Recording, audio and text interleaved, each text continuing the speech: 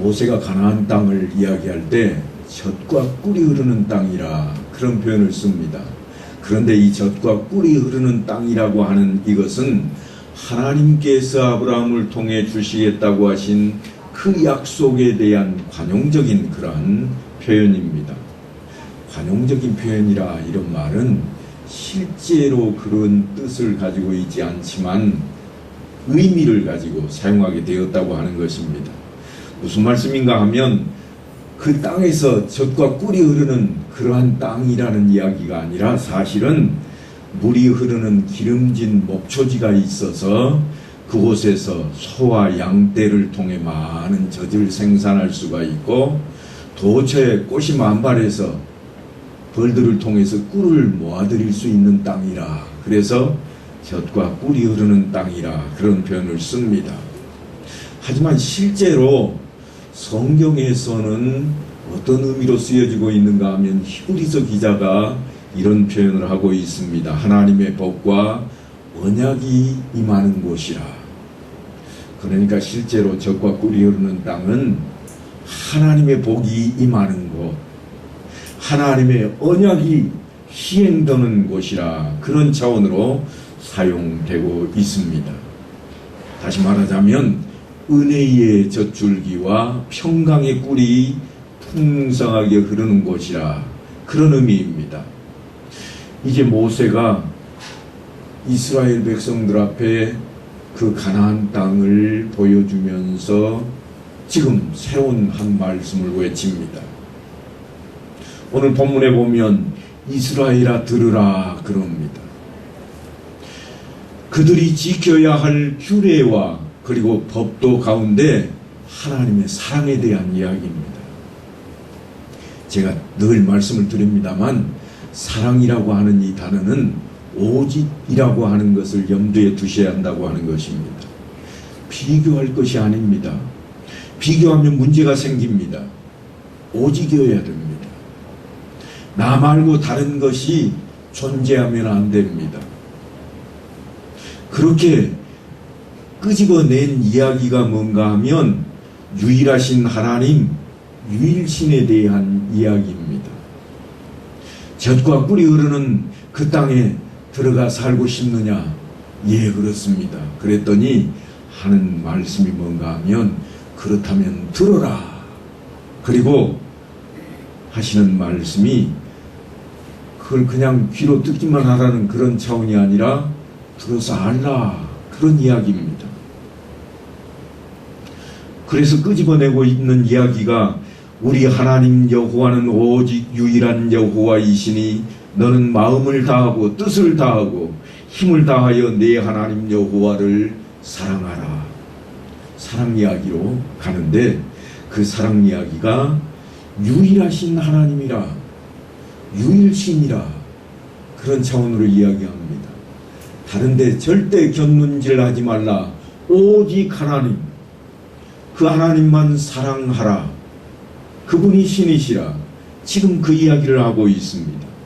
이 말씀이 얼마나 귀중하고 소중한지 마음판에 새기라 그럽니다. 오늘 내가 네게 명하신 이 말씀을 너는 마음에 새기라. 마음에 품고 살라는 겁니다. 언제든지 보여줘야 되고 언제든지 나타내야 됩니다. 오늘 우리가 택한 본문의 말씀은 신명기에 대법전을 아주 요약해 놓은 그러한 것인데 우리가 흔히 말하는 에티스와 같은 그러한 부분입니다. 그래서 모세율법의 대헌장이라 그렇게 부르기도 합니다.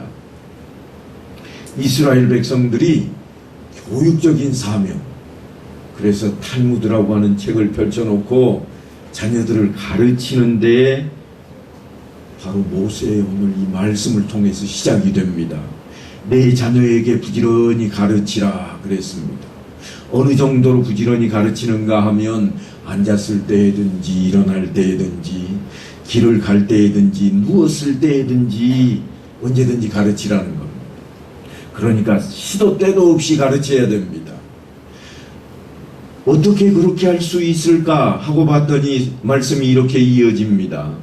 너는 또 그것을 내 손목에 매어 기호를 삼으며 내 미간에 붙여 표로 삼고 내 집 문설주와 바깥문에 기록할지니라. 훗날 유대인들은 세계에서 가장 우수한 민족으로 만들어내는 원동력을 바로 이 말씀으로부터 삼습니다. 이스라엘아 들으라. 그래서 쉐마라고 하는 단어를 씁니다. 떨리는 듯 모세의 비장한 이 음성이 앞에 서 있는 백성들의 가슴을 후벼 파고 들어갑니다. 숨을 몰아쉴 틈도 없이 자녀들을 가르쳐야 할 책임이 부모에게 있다고 강조하고 나섭니다. 자녀 양육을 어떻게 언제 할 것인지 가정이라고 하는 울타리를 들어서기만 하면 바깥문에서부터 문설주에까지 기록이 되어 있습니다. 심지어는 미간에 징표로 붙이고 또한 손목에 기호로 묶어 놓으라고 그럽니다. 그래서 자나깨나 집에 있든지 걸어가든지 가리지 말고 자녀들에게 가르쳐야 된다는 것. 어느 정도인가 하면 테피린이라고 하는 조그마한 가죽 상자를 그들은 만듭니다. 그래서 우리 손목, 우리 시계 정도, 이 정도 되는 걸 거예요. 이 정도 되는 가죽 상자를 만들어서 그 안에다가 하나님의 말씀을 딱 집어 넣어 놓고 뚜껑을 닫아서 끈을 통해서 어깨에다가 맵니다. 물론 어깨에다 맬 때도 7줄을 매거나 9줄을 매기도 합니다만 이 줄을 매면서 그들이 하나님을 기억하라, 유일하신 하나님이라 그러면서 늘 듣게 만들고 가르칩니다. 이마에도 그 상자, 실제로 이마에는 이보다 조금 더 적습니다만 조그마한 상자로 해서 머리띠를 딱 띕니다. 그래서 그 안에 하나님의 말씀을 기록해 놓았습니다. 그것을 테피린이라 그러는데 이 말씀에 입술을 대며 그들은 서약을 하고 하나님을 경외합니다. 그러니까 실제로 오늘날 사랑하는 사람들 앞에 손목에 입술을 대든가 이마에 입술을 대는 것의 시초가 바로 이 자리부터 시작입니다. 하나님을 사랑한다는 표현으로 하나님의 말씀 상자에 입술을 댑니다. 어린 아이들을 끌어안고 아침 일어나자마자 이마에 입술을 가져다 댑니다. 아이를 품에 안고 손목에 띠를 띄워주면서 손목에 입술을 가져다가 댑니다. 이게 부모가 아이에게 가르치는 자리였습니다. 너는 유일하신 하나님을 기억하라. 그 말씀으로부터 시작을 합니다. 그래서 그거를 테피린이라 그러고 집집마다 문에 들어서면 문 기둥에 또한 매주자라고 하는 것이 있습니다. 아주 어여쁜 문고리 같은 것이 하나 있는데요. 그 안에도 역시나 테피린에 들어가 있는 것처럼 하나님의 말씀이 들어가 있습니다. 이 테피린과 매주자 안에 4개의 성경 구절이 들어가는데요. 성경 구절이 아주 작은 글씨로 두루마리 안에 기록이 되어 있습니다. 그 4개의 성경 구절은 출애굽기 13장 1절로부터 10절까지가 한 구절이고 출애굽기 13장 11절부터 16절까지가 또 한 구절, 신명기 6장 4절로부터 9절까지가 한 구절, 오늘 우리가 읽었던 본문입니다. 그리고 신명기 11장 13절로부터 21절까지가 한 구절이 되어서 깨알같은 글씨로 아주 적게 기록을 하고 돌돌 말아 놓았습니다. 그러니까 아주 얇은 종이, 오늘날은 종이지만 옛날에는 양피지 같은 데다 기록을 했겠죠. 그래서 그걸 돌돌 말아 놓으면 몽땅 연필만해집니다. 그것을 상자 안에다 넣어 놓았습니다. 그리고 그 안에 있는 말씀을 늘 기억하게 하기 위해서 부모가 그 말씀을 늘 읽어주고 들려주고 그렇게 하는 겁니다. 그래서 유대인들은 모세의 명령을 따라서 문자 그대로 행동을 해왔습니다. 가나안 땅에 들어가서 정착하면서 그들은 계명을 기록해서 손목과 이마에 보존하였습니다. 그렇게 가풍과 같이 경문갑의 간섭을 지켜왔습니다.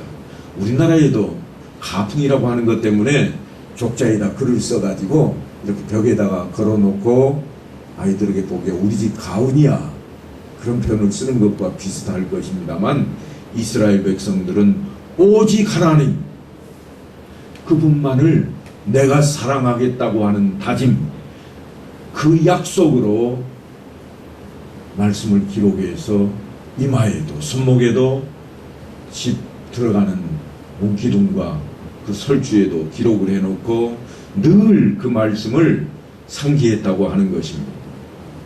그런데 그렇게 유대인들이 그 말씀을 지키려고 애를 썼는데 문지방에 뿐만 아니라 손목에도 이마에도 붙여놓고 날마다 아이가 일어나면 눈을 뜨자마자 이마에 입술을 가져다 내며 여호와 하나님은 유일하신 하나님이다 가르치며 그렇게 사랑을 표시해 왔는데, 들에 나갈 때에도 언제든지 만날 때마다 붙들고 손에 입술을 가져다 대며 하나님을 사랑하자 하고 외쳐왔는데, 그런 유대인들을 향해서 예수님께서 책망을 하십니다.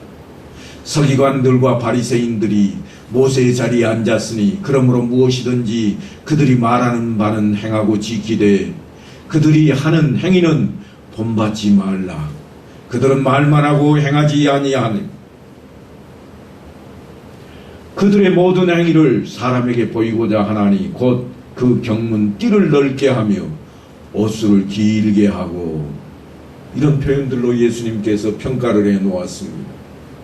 무슨 말씀인가 하면 그들이 지금 하고 있는 이 행동들이 예수님께서 바라시는 그런 행위가 아니라는 겁니다. 유대인들은 그렇게만 행동하면 되는 줄 알았습니다.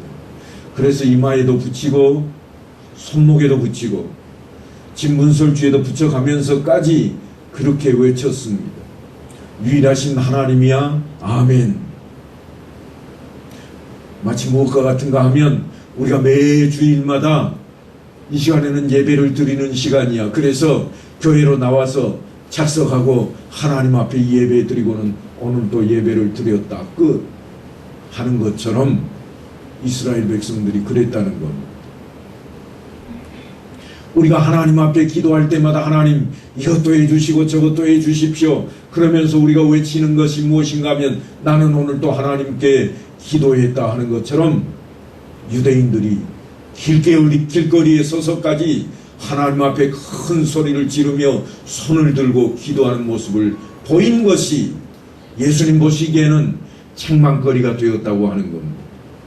겉모습을 제대로 하는 것처럼 체면은 잘 지키고 있는데 그것은 본받을 만한 행동은 아니라고 주님은 행하지 않는다고 말씀을 해버립니다. 야고보서에도 기록되기를 행하지 않는 믿음은 죽은 믿음이라 그런 표현을 썼습니다. 바로 그런 이야기입니다. 어느 정도였는가 하면 자신들이 돌아봐야 할 대목인데 돌아보지를 않는 겁니다. 다 했다고 여기는 겁니다.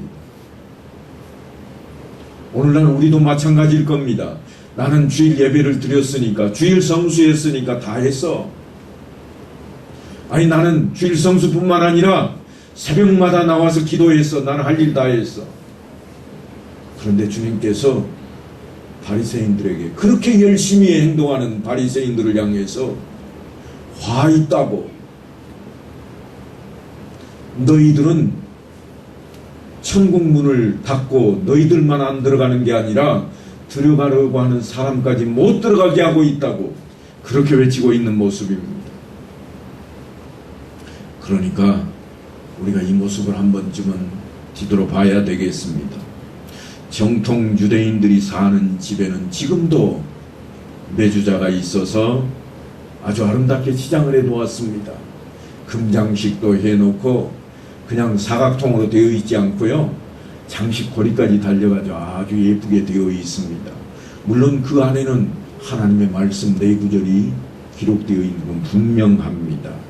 뿐만 아니라 가죽으로 상자를 만들어서 이마에도 손목에도 메고 있는 이 테피린도 금띠에 아주 아름다운 색실로 술을 놓기도 해서 멋있어 보입니다. 그러나 그런 모습만 가지고는 안 되겠다고 하는 겁니다. 우리가 살아가는 행동이 중요하다고 주님은 말씀을 합니다. 그래서 너희의 착한 행실을 보고 그냥 행실만 하는 것이 끝이 아니라 세상 사람들이 우리의 착한 행실을 보고 하나님께 영광 돌리게 하라. 이게 주님의 뜻입니다. 이스라엘 백성들은 분명히 이마에 표징으로 테필린을 두르고 하나님이 여기 계시다고 경외하는 마음을 가졌을 겁니다. 아니, 그분을 두려운 마음을 가졌을 겁니다. 뿐만 아니라 그들은 동그란 빵떡 모자처럼 생긴 키파라고 하는 것을 머리에 얹고 있는데, 우리 인생들은 죄인으로서 하나님을 직접 대할 수 없다고 죄를 가리기 위해 그렇게 키파를 쓰기도 합니다만, 여전히 주님은 그런 그들을 향해서 책망을 늘어놓고 있는 모습을 우리가 꼭 기억을 해야만 하겠습니다. 그뿐이 아닙니다. 모세는 이스라엘 백성들에게 이렇게 외칩니다. 그들의 옷단 귀에 술을 만들고 청색끈을 그 귀의 술에 더하라. 이 술은 너희가 보고 여호와의 모든 계명을 기억하여 준행하고 너희를 방종하게 하는 자신의 마음과 눈의 욕심을 따라 음행하지 않게 하기 위함이라. 그러니까 그들이 기도할 때 쓰는 숄과 같은 이 천이 있는데요, 그 끄트머리에 술을 다는데 장식용이 아닙니다. 이 술을 통해서 하나님의 말씀을 기억하라고 하는 겁니다. 물론 정통 유대인들은 첫째 술은 여호와 하나님이 살아계시다, 둘째 술은 여호와 하나님은 유일하시다, 셋째 술은 하고 이렇게 쭉 나열해 가면서 읽고 있기도 합니다만, 그냥 그렇게 끝나면 안 된다는 거예요. 이마에 붙이고 손목에 맸다고 끝나는 게 아닙니다. 지금 모세가 이렇게 외치는 것은 장식용이 아니라 이것을 볼 때마다 너희는 주의 모든 명령을 기억하고 실천해야 된다. 그래야만 너희가 살 수 있다. 너희 마음 내키는 대로 할 것이 아니라, 너희 눈에 좋은 대로 따라할 것이 아니라 오직 하나님의 뜻과 하나님의 말씀대로 행해야 할 것이라, 그 말씀을 빼지 않고 있습니다. 그런데 이스라엘 백성들은 그 뒷부분은 빼먹어버리고 우리는 할 일 다 했다는 생각으로 이마에 띠를 띠고 손목에 띠를 감고 또한 테필린과 메주자를 통해서 하나님의 말씀을 간직하고 있습니다. 그래서 주님께서 우리를 향해 이렇게 권면을 하십니다. 너희는 가서 모든 민족을 제자로 삼아 아버지와 아들과 성령의 이름으로 세례를 베풀고, 그래서 우리는 세례를 열심히 베풀었습니다. 그런데 거기가 끝이 아닙니다. 이어지는 말씀이 있습니다. 내가 너희에게 분부한 모든 것을 가르쳐 지키게 하라. 주님께서 지금까지 하신 말씀을 가르치고 끝이라고 하는 게 아닙니다. 유대인들은 가르치면 끝난다고 생각했습니다.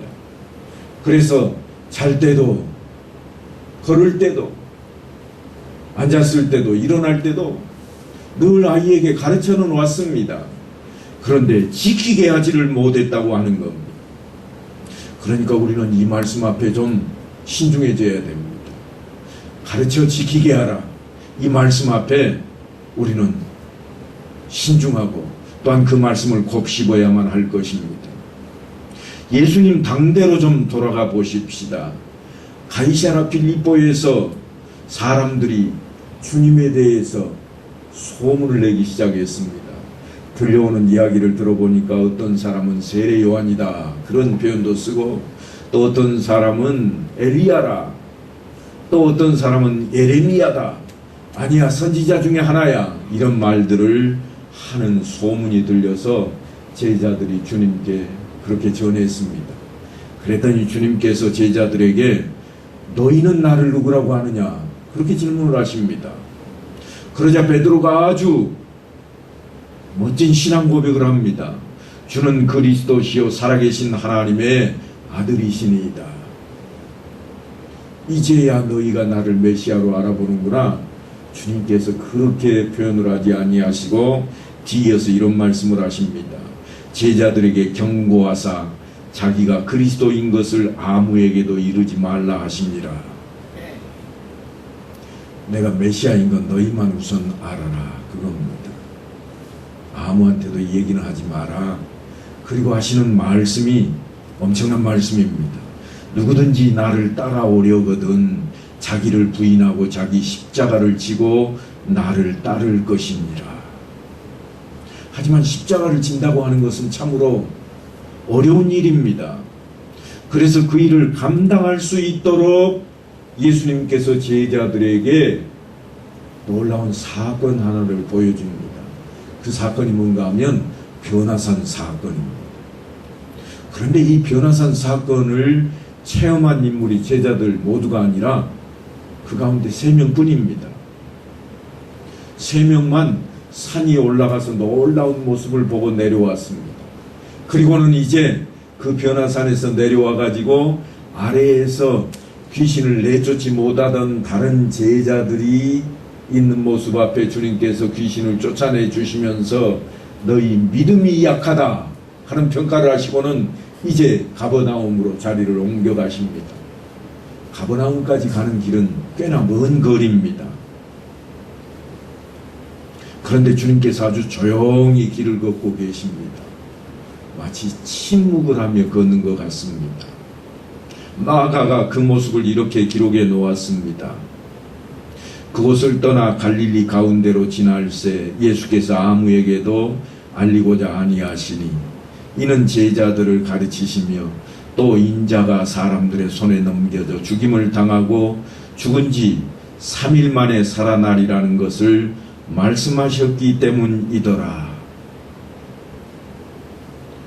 그러니까 제자들이 주님께서 죽어야 되겠고 사흘 만에 다시 살아나야 될 것이라는 말씀을 듣고 제자들이 지금 아무 말씀이 없었다, 그런 뜻으로 비춰집니다. 그런데 마가가 주님과 대화가 끊어진 이야기를 거기 그렇게만 기록해 놓지 않고 덧붙여 놓은 말이 있습니다. 뭐라고 했는가 하면 제자들은 이 말씀을 깨닫지 못하고 묻기도 두려워하더라 그랬습니다. 예수님이 십자가 사건을 예고를 했는데 제자들이 깨닫지 못했습니다. 무슨 말인지를 몰랐습니다. 오히려 두려워했다. 우리의 선생님이 죽는다고 큰일 났네, 그 정도였다는 거예요. 그런데 정말 제자들이 무서워서 떨고 있었을까요? 분명 주님께서는 다가오는 십자가 사건을 염두에 두시고 고심 속에 묵상하며 길을 걷고 계셨겠습니다만 제자들 관심은 다른 데 있었습니다. 마가가 그 이야기를 끈질기게 붙들고 있습니다. 가버나움에 도착해서 집에 계실 때 주님께서 제자들에게 하셨던 말씀을 마가가 이렇게 끄집어냅니다. 너희가 길에서 서로 토론한 것이 무엇이냐? 올 때 조용히 왔다고 처음에 소개를 했는데 가만히 보니까 올 때 뭔가 토론을 했답니다. 토론을 한다는 것은 한 사람이 조곤조곤 이야기하고 끝난 게 아니에요. 서로 자기 주장도 펼치고 이것이 맞니 저것이 맞니 하고 외치는 것들을 말합니다. 그런데 그런 정도로 끝난 게 아닙니다. 길에서 서로 누가 크냐 하고 쟁론하였습니다. 누가 크게 될 것인가 하는 것을 놓고 쟁론했답니다. 내가 옳다 네가 옳다 떠들어대는 정도가 아니라 주장을 강하게 했다는 겁니다. 그러니까 제자들도, 예수님의 제자들도 전혀 다르지가 않습니다. 그때 제자들이 예수께 나와 이르되 천국에서는 누가 크니까? 천국에 가면 누가 클까요? 내가 더 클까요? 저 친구가 더 클까요? 누가 더 높은 자리에 앉는가? 거기에 관심들이 지금 있습니다. 그래서 예수님께서 이런 대답을 하십니다. 너희가 돌이켜 어린아이들과 같이 되지 아니하면 결단코 천국에 들어가지 못하리라. 천국에서 누가 큰 것은 고사하고 너희들 이 어린아이와 같이 아니하면 들어가지도 못해. 누가 큰다고 하는 것 따질 수도 없다는 겁니다. 그래서 주님께서 어린아이를 가운데에다 세우는데 누구든지 이 어린아이와 같이 자기를 낮추는 사람이 천국에서 큰 자니라. 자기를 낮추는 사람이 천국에서는 큰 자일 거야. 누구든지 첫째가 되고자 하면 무사람의 끝이 되며 무사람을 섬기는 자가 되어야 하리라.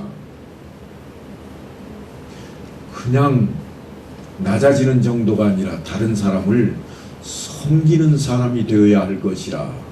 그런 표현을 쓰고 있습니다. 우리는 어떤가요? 교회에서 진짜 신앙생활을 열심히 하려고 여념이 없습니다. 그래서 교회에서 직분도 받고 봉사도 열심히입니다.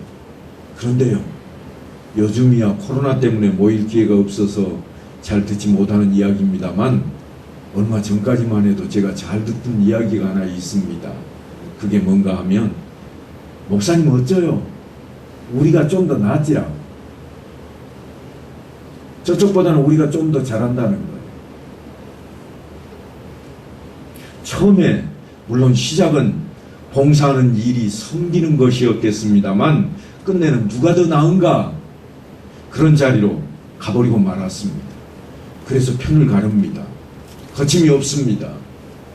다른 쪽하고 비교하고 나섭니다. 시기와 질투가 이내 끼어듭니다.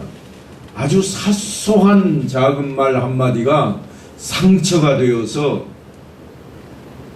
관용과 용서를 배웠지만 썩 먹어보지도 못한 채 그냥 싸움이 돼버리고 맙니다. 누구 편인가? 그 싸움을 합니다. 누가 더 잘났는가 하는 겁니다. 마치 길거리에서 손을 높이 들고 기도하기에 여념이 없던 유대인과 다를 바가 없습니다. 마땅히 행할 길을 아이에게 가르치라 하는 이 잠언의 말씀 앞에 예수께서 한 어린아이를 불러 그들 가운데 세우시고는 하시는 말씀이, 너희가 돌이켜 어린아이들과 같이 되지 아니하면 결단코 천국에 들어가지 못하리라. 이 말씀을 하시는 것은 마땅히 행할 길을 행한 자라야 천국에 들어갈 수 있다고 하는 말씀입니다. 그 말씀이 오늘 본문에 그대로 녹아 있습니다. 내가 너희에게 분부한 모든 것을 가르쳐 지키게 하라 하시는 주님의 말씀이 오늘 본문에 일찍이 모세를 통해서 이스라엘 백성들에게 전해지고 있는 것입니다. 사도 바울도 교회의 직분자들을 세우는 그 이유에 대해서 이야기할 때 이는 성도를 온전하게 하여 봉사의 일을 하게 하며 그리스도의 몸을 세우려 하심이라. 그렇게 해석을 해 놓았습니다. 그러니까 우리가 신앙생활을 하는 동안에 누가 더 나은가 하는데 집중할 것이 아니라 교회의 머리 대신 예수 그리스도를 정점으로 그의 몸을 세우는데 집중해야 되겠다고 하는 것입니다. 그래서 주님의 말씀을 묵상하고 준행하는 삶을 살아야 됩니다. 모세는 이제 두어 달 후에는 저 가나안 땅에 들어가 있을 이 이스라엘 백성들을 눈앞에 놓고 신신당부를 합니다. 이스라엘아 들으라. 우리 하나님 여호와는 오직 유일한 여호와이시니 너는 마음을 다하고 뜻을 다하고 힘을 다하여 내 하나님 여호와를 사랑하라. 오늘 내가 내게 명하신 이 말씀을 너는 마음에 새기고 내 자녀에게 부지런히 가르치며 집에 앉았을 때에든지 길을 갈 때에든지 누웠을 때에든지 일어날 때에든지 말씀을 강론할 것이며 너는 또 그것을 내 손목에 매어 기호를 삼으며 내 미간에 붙여 표로 삼고 내 집 문설주와 바깥문에 기록할지니라. 신신당부하는 이 말씀은 다른 게 아닙니다. 하나님을 사랑하라. 그 사랑은 오직 사랑이어야 된다. 다른 거 끼어들 수 없다. 오직 하나님은 유일하신 하나님이라. 다른 신, 우상이 결코 끼어들어서는 안 되겠다고 신신당부를 하고 있으며 그것을 자녀들에게 가르쳐야 되겠다고 언제든지 가르치고 또 가르치라고 신신당부하고 있습니다. 하지만 오늘을 살아가는 우리에게도 동일하게 들려오는 말씀입니다. 하나님을 얼마만큼 사랑하십니까? 말씀대로 살겠다고 다짐을 하고 있습니다만 그 말씀을 마음에 품고 살아야만 합니다. 마음에 품고 산다 그 말은 뭔가 하면 언제든지 나를 통해서 보여져야 되고 나타나야 된다고 하는 겁니다. 그 이야기가 너희의 착한 행실을 보고 라는 말씀으로 우리에게 요구되고 있는 것입니다. 그런데 아주 중요한 사실이 하나 있습니다. 우리의 행동이 무작정 해서는 안 되는 것입니다. 그것이 무엇인지 왜 해야만 하는지를 분명히 알고 행해야 됩니다. 그래서 모세가 외치는 겁니다. 이스라엘아 들으라. 흔히 우리가 들을 수 있는 쉐마 이스라엘이라고 하는 그 단어입니다. 그렇게 가르쳐지고 그렇게 말씀대로 지켜진다면 분명히 세상은 바뀔 겁니다. 어떻게 바뀔 것인가? 주님께서 말씀하신 대로 너희는 세상의 빛이라. 너희가 세상의 빛이니 너희가 비춰줘야 되겠고 너희가 본이 되어야 되겠다고 하는 겁니다. 무엇으로 비추고 무엇으로 본이 될 것인가? 다름 아닌 착한 행실을 통해서 우리가 세상에 나타나야 되고 보여져야 되고 세상을 비춰야 된다고 하는 것입니다. 사랑하는 성도 여러분, 우리 앞에 펼쳐진 세상이 너무나도 암담하게 느껴지십니까? 모세가 전하는 이 교육 지침서처럼 우리가 할 수만 있다면 아무리 암담한 그런 세상일지라도 우리는 이겨낼 수 있을 것입니다.